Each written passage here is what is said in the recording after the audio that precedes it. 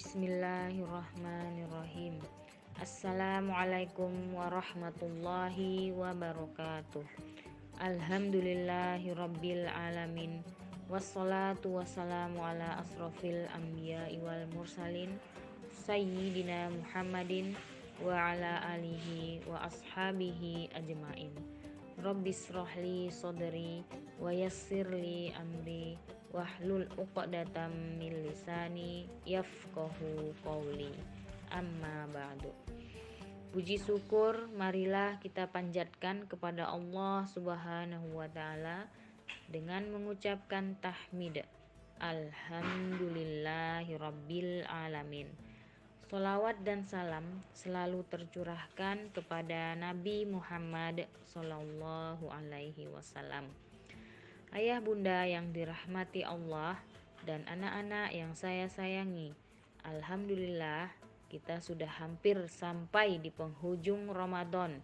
Artinya sebentar lagi kita akan menyambut Hari Raya Idul Fitri. Nah, kali ini saya akan menyampaikan materi yang berjudul 6 sunnah Nabi di Hari Idul Fitri. 6 sunnah Nabi di Hari Idul Fitri. Apa saja amalan atau adab yang perlu diingat ketika kita berada di Hari Idul Fitri? Berikut penjelasannya. Yang pertama, disunahkan untuk mandi sebelum berangkat sholat Idul Fitri. Mandi ketika itu disunahkan. Yang menunjukkan anjuran ini adalah atsar dari sahabat Nabi. Dari Ali bin Abi Thalib radhiyallahu anhu, seseorang pernah bertanya pada Ali mengenai mandi. Ali menjawab, "Mandilah setiap hari jika kamu mau." Orang tadi berkata, "Bukan, maksudku, manakah mandi yang dianjurkan?" Ali menjawab, "Mandi pada hari Jumat, hari Arafah, hari Idul Adha, dan Idul Fitri."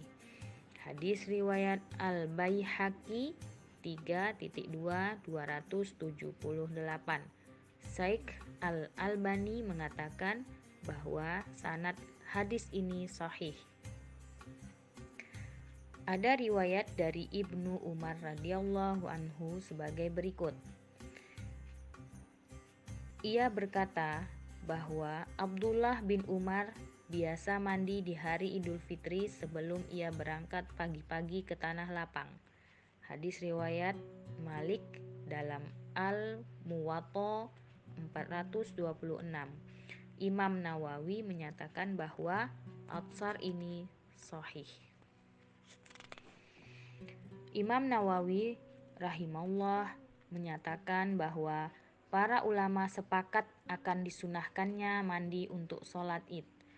Dikatakan dianjurkan karena saat itu adalah berkumpulnya orang banyak, sama halnya dengan sholat Jumat.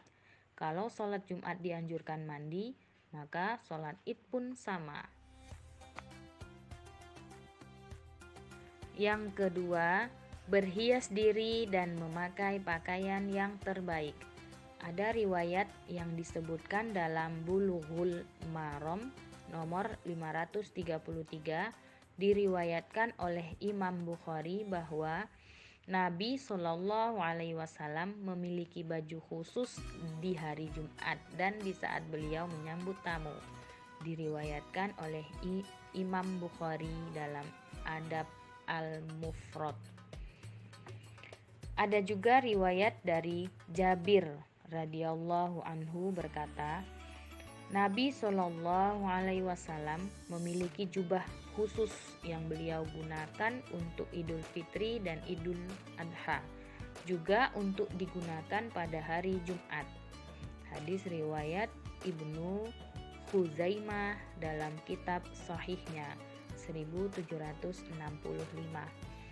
Diriwayatkan pula dari Al-Baihaqi dengan sanad yang sahih bahwa Ibnu Umar radhiyallahu anhu biasa memakai pakaian terbaik di hari Id.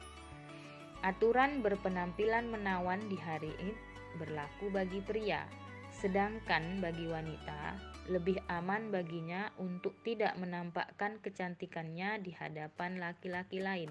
Kecantikan wanita hanya spesial. Yang ketiga, makan sebelum sholat Idul Fitri. Dari Abdullah bin Buraidah dari ayahnya, ia berkata, Rasulullah Shallallahu Alaihi Wasallam biasa berangkat sholat Id pada hari Idul Fitri dan sebelumnya beliau makan terlebih dahulu. Sedangkan pada hari raya Idul Adha, beliau tidak makan lebih dulu kecuali setelah pulang dari sholat Id, baru beliau menyantap hasil kurbannya. Hadis riwayat Ahmad 5.2352. Syekh Su'aib Al-Arnaud mengatakan bahwa hadis ini hasan. Ibnu Hajar rahimahullah menyatakan bahwa diperintahkan makan sebelum sholat Idul Fitri adalah supaya tidak disangka lagi ada tambahan puasa. Juga maksudnya adalah dalam rangka bersegera melakukan perintah Allah. Dari Anas bin Malik radhiyallahu anhu, ia berkata, Rasulullah Shallallahu Alaihi Wasallam tidaklah keluar pada hari Idul Fitri ke tempat sholat sampai beliau makan beberapa kurma terlebih dahulu. Beliau memakannya dengan jumlah yang ganjil. Hadis riwayat Bukhari. Yang keempat, bertakbir dari rumah menuju tempat sholat. Ketika puasa Ramadan telah sempurna, kita diperintahkan untuk mensyukurinya dengan memperbanyak takbir. Allah Ta'ala berfirman, A'udzu billahi minasyaitonir rajim. Bismillahirrahmanirrahim. Walitukabbirullaha ala ma hadakum wa la'allakum tashkurun. Dan hendaklah kamu mencukupkan bilangannya, dan hendaklah kamu mengagungkan Allah atas petunjuknya yang diberikan kepadamu supaya kamu bersyukur. Quran Surat Al-Baqarah ayat 185. Dalam suatu riwayat disebutkan, Nabi Shallallahu Alaihi Wasallam biasa keluar hendak sholat pada hari raya Idul Fitri sambil bertakbir sampai di lapangan dan sampai sholat hendak dilaksanakan. Ketika sholat hendak dilaksanakan, beliau berhenti dari bertakbir. Syekh Al-Albani mengatakan bahwa riwayat ini sahih. Ibnu Shihab Az-Zuhri menyatakan bahwa kaum muslimin ketika itu keluar dari rumah mereka sambil bertakbir hingga imam hadir. Takbir yang diucapkan sebagaimana dikeluarkan oleh Said bin Masyur dan Ibnu Abi Shaybah bahwa Ibnu Mas'ud bertakbir, Allahu Akbar, Allahu Akbar, La ilaha illallah, wallahu akbar, Allahu akbar, walillahil hamd. Artinya, Allah Maha Besar, Allah Maha Besar. Tidak ada sesembahan yang berhak disembah selain Allah, dan Allah Maha Besar. Allah Maha Besar, segala puji baginya. Kalau lafaz di atas takbir Allahu Akbar ditemukan sebanyak 2 kali. Dalam riwayat Ibnu Abi Syaibah disebutkan dengan sanad yang sama dengan penyebutan 3 kali takbir. Yang kelima, saling mengucapkan selamat, termasuk sunnah yang baik yang bisa dilakukan di hari Idul Fitri adalah saling mengucapkan selamat. Selamat di sini baiknya dalam bentuk doa seperti dengan ucapan taqabbalallahu minna wa minkum. Semoga Allah menerima amalan kami dan kalian. Ucapan seperti itu sudah dikenal di masa salaf dahulu. Dari Jubair bin Nufair, ia berkata bahwa jika para sahabat Rasulullah Shallallahu Alaihi Wasallam berjumpa dengan hari Idul Fitri atau Idul Adha, satu sama lain saling mengucapkan taqabbalallahu minna wa minka. Semoga Allah menerima amalku dan amal kalian. Al-Hafiz Ibnu Hajar mengatakan bahwa sanad hadis ini hasan. Imam Ahmad rahimahullah berkata, tidak mengapa, artinya boleh-boleh saja. Satu sama lain di hari raya Id mengucapkan taqabbalallahu minna wa minka.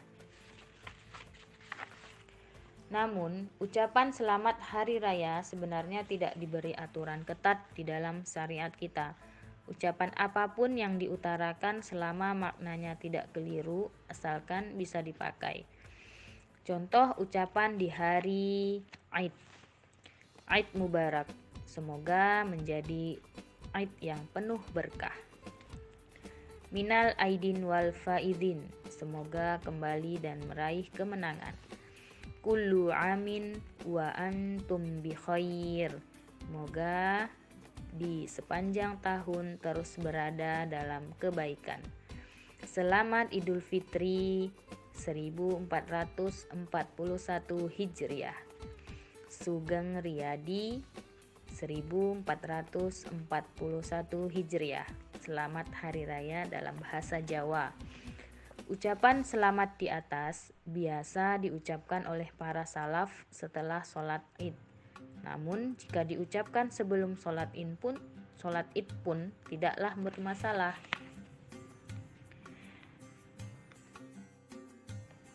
Yang keenam, melewati jalan pergi dan pulang yang berbeda. Dari Jabir radhiyallahu anhu berkata bahwa Nabi Shallallahu Alaihi Wasallam ketika berada di hari Id ingin pergi ke tempat sholat, beliau membedakan jalan antara pergi dan pulang. Hadis riwayat Bukhari nomor 986. Di antara hikmah kenapa Nabi Shallallahu Alaihi Wasallam membedakan antara jalan pergi dan pulang adalah agar banyak bagian bumi yang menjadi saksi bagi kita ketika beramal. Allah Ta'ala berfirman, A'udzu billahi minasyaitonir rajim. Bismillahirrahmanirrahim. Yauma idzin tuhadditsu akhbaraha. Artinya, pada saat itu bumi menceritakan beritanya. Quran surat Az-Zalzalah ayat 4. Rasul lalu berkata, apakah kalian tahu apa yang diceritakan oleh bumi? Para sahabat menjawab, Allah dan Rasulnya yang lebih tahu.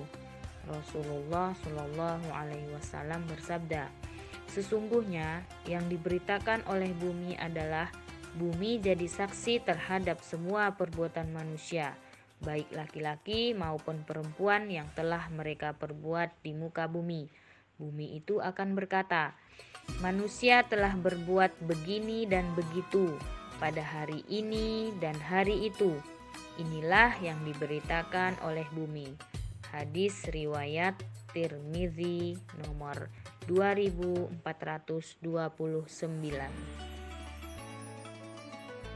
Sekian yang bisa saya sampaikan, semoga bermanfaat.